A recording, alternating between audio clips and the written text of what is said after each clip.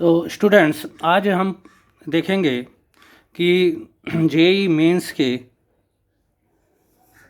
Paper start होने वाले हैं और अब हम ये समझेंगे कि 2023 के जेई मेन पेपर के लिए एनटीए नेशनल टेस्ट एजेंसी ने क्या क्या इंस्ट्रक्शंस दिए हैं। तो वन बाय वन हम इनको लेंगे। First it is a computer based examination. Computer में ही सारे एग्ज़ाम क्वेश्चन वगैरह क्लिक करने होंगे, आंसर उनके, और इनका एग्ज़ाम ड्यूरेशन होगा 3 आवर्स या 180 मिनट्स। अब इस कंप्यूटर बेस्ड एग्ज़ाम में देयर विल बी 3 सब्जेक्ट्स। ये सब आप जानते हैं, 3 सेक्शंस या 3 सब्जेक्ट्स होंगे। One is math, second physics and third is chemistry. तो अब इसमें हर एक सब्जेक्ट में there will be 2 types of questions. 2 types of questions means एक तो होंगे एमसीक्यू, मल्टीपल चॉइस,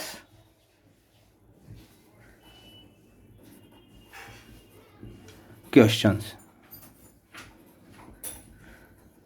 तो एमसीक्यू होंगे हर एक सब्जेक्ट में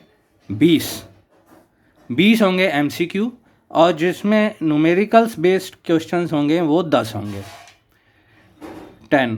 then out of this 10, 5 are compulsory. 5 इसमें जो है हमें अटेम्प्ट करने हैं। मीन्स टोटल क्वेश्चन हो गए 30 और उसमें से हमें 25 अटेम्प्ट करने हैं। तो हर एक सब्जेक्ट में क्वेश्चन हो गए 25। मैथ में 25 क्वेश्चंस, इसमें भी 20 + 5 20 हो गए एमसीक्यू और 5 हो गए न्यूमेरिकल बेस्ड क्वेश्चंस। फिजिक्स में भी 25, 20 + 5, और केमिस्ट्री में भी 25, दिस इज 20 + 5। तो इन ऑल क्वेश्चन पेपर में 25 एक सब्जेक्ट के हो गए, तो टोटल क्वेश्चंस हो गए 75 क्वेश्चंस। ओके, तो these are the guidelines which have been issued by NTA, which is the governing authority of this JEE mains paper. तो JEE मेंस पेपर के लिए जो NTA ने गाइडलाइंस दिए हैं, इसके अलावा 5th इंस्ट्रक्शन है कि टोटल मार्क्स मैथ के होंगे 100, फिजिक्स के 100 और केमिस्ट्री के 100। तो टोटल पेपर के मार्क्स हो गए 300। और मार्किंग स्कीम क्या है? 4 मार्क तो है करेक्ट आंसर के लिए। For every correct answer you will be awarded 4 marks, and if the answer is wrong to any question, that each wrong answer will carry negative marking -1। तो -1 जो है wrong answer के लिए -1 negative marking है, और अगर आपने कोई आंसर नहीं दिया तो it will be 0 marking. Okay, तो अब मैं कुछ आपको बताता हूँ कि पेपर सॉल्व करने के दौरान आपने क्या क्या सावधानियाँ रखनी है। तो ये है जेई मेंस पेपर के लिए what are the examination hall strategy. सबसे पहले तो है कि आपने क्या क्या ले जाना है एग्जामिनेशन हॉल में। पहला है एडमिट कार्ड।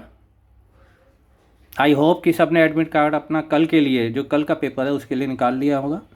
और एक valid ID card. Valid ID card में कुछ भी हो सकता है, जैसे पैन कार्ड या आधार कार्ड। आधार कार्ड तो सभी पे होता है, आधार कार्ड ले जाइए।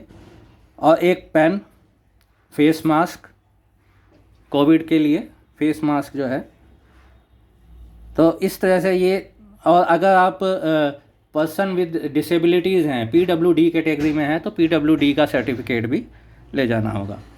अब हम कुछ गाइडलाइंस हैं, गाइडलाइंस इन द सेंस कि कुछ स्ट्रैटेजी है जो कि आपको अच्छा स्कोर करने में हेल्प करेगी। तो पहली स्ट्रैटेजी है be introvert for the day. Introvert का मतलब है आप अपने अंदर जो है, आपने जो तैयारी की है, जो आपने मेमोराइज़ की हैं चीज़ें, उनको आप अंदर ही अंदर अपने अंदर मन में अपने रिवाइज़ करते रहिए और अपनी प्लानिंग करते रहिए कि मैंने एग्ज़ाम में कैसे सॉल्व करने हैं क्वेश्चन। तो इंट्रोवर्ट है। अब एक्सट्रोवर्ट ना बनिए उस दिन, नहीं तो एक्सट्रोवर्ट बन के जो है आपका जो कंसंट्रेशन है, फोकस है, जो कि योर इनर पावर और जो आपने याद किया है, जो आपने तैयारी की है, तो उसके ऊपर आप ध्यान दीजिए, उसके ऊपर फोकस कीजिए। Be introvert for the day. और सेकंड है कि स्टे कॉम, शांत रहिए, विदाउट एंग्जाइटी।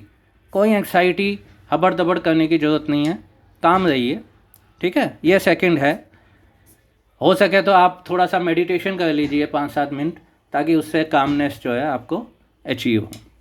अब पेपर में जाके सबसे पहले आपने instructions, read the instruction and follow भी करनी है। इंस्ट्रक्शंस पढ़ लीजिए जो भी है और उनको फॉलो करिए। अब एग्ज़ामिनेशन के दौरान आपको टाइम मैनेजमेंट रखना है। First attempt all easy questions. Easy questions जो हैं सबसे पहले अटैम्प्ट करिए। उसके बाद जो है, जो आपको थोड़े से टफ स्टैंडर्ड के लगते हैं, जो आपका लेवल लगता है कि थोड़ा डिफ़िकल्ट है, तो उनको अटैम्प्ट करिए। अब क्वेश्चन सॉल्व करने के लिए पहले आप first read the question carefully, और क्वेश्चन को आप अच्छी तरह पढ़िए। उसमें जो भी डेटा दिया है या जो भी फैक्ट्स दिए हैं, उसको पहले आप अच्छी तरह माइंड में, अपने दिमाग में रख लीजिए। और हो सके तो आपकी कहीं पेपर शीट पे, जो आपको रफ़ शीट दी होगी रफ़ वर्क के लिए, उसमें आप नोट भी कर सकते हैं, ताकि आप उनके कंसीक्वेंस निकाल सकें इजीली। फिर आप ये सेलेक्ट करेंगे कि उसमें क्या प्रिंसिपल लगेगा, थ्योरेटिकल प्रिंसिपल, और क्या फार्मूला लगेगा। जो भी होगा वो आप सेलेक्ट करके उसके बेस पे आप, अगर न्यूमेरिकल बेस्ड क्वेश्चन है, न्यूमेरिकल है, कैलकुलेशन है, तो उसको कैलकुलेशन केयरफुली करेंगे, ठीक है। बहुत ज़्यादा जल्दबाजी करने की ज़रूरत नहीं है। अपना आराम से स्टेप बाय स्टेप कैलकुलेशन करके, और जितनी जल्दी हो सके आंसर निकाल के select and mark the correct option. तो these 3 steps are for solving the question. और अगर MCQ है जिसमें कई बार कैलकुलेशन नहीं है, तो उसमें जो है आप फार्मूला और प्रिंसिपल और डेटा फैक्ट्स के बेस पर ही आपका आंसर निकल आएगा। तो अगर आंसर आपका पूरी तरह डेसिमल्स वगैरह में नहीं है, तो आप नियरेस्ट इंटीजर जो भी वैल्यू है वो वाला ऑप्शन माना जाएगा, ठीक है। अब ये हैं 5 गाइडलाइन। अब 6th पे है, if you get time at the end. अगर टाइम मिलता है आपको एंड में, तो आप क्या उसको कैसे यूटिलाइज़ करेंगे। आप कुछ क्वेश्चंस ऐसे होते हैं जो डाउटफुल होते हैं, जिनको आपको डाउट रहता है कि ये मेरा सही है या हो सकता है इसमें कुछ दिक्कत हो सकती है, तो उन क्वेश्चंस के एक बार रिव्यू कर लीजिए। या फिर दूसरा वो आप टाइम यूटिलाइज़ कर सकते हैं, try to attempt questions unanswered. जो आपको लगता है कि मैंने छोड़ दिए हैं क्वेश्चंस और वो क्वेश्चन सॉल्व हो सकते हैं, तो you try to attempt those questions. So these were some of the guidelines। और आपकी अपनी भी आप स्ट्रेटजी बना सकते हैं कि वो कैसे आप जो है क्वेश्चन पेपर अच्छी तरह सॉल्व कर सकते हैं और मैक्सिमम स्कोर आप इसमें अचीव कर सकते हैं। तो all the best from my side, and I hope that you will do all your best in the JEE mains examination. Thank you.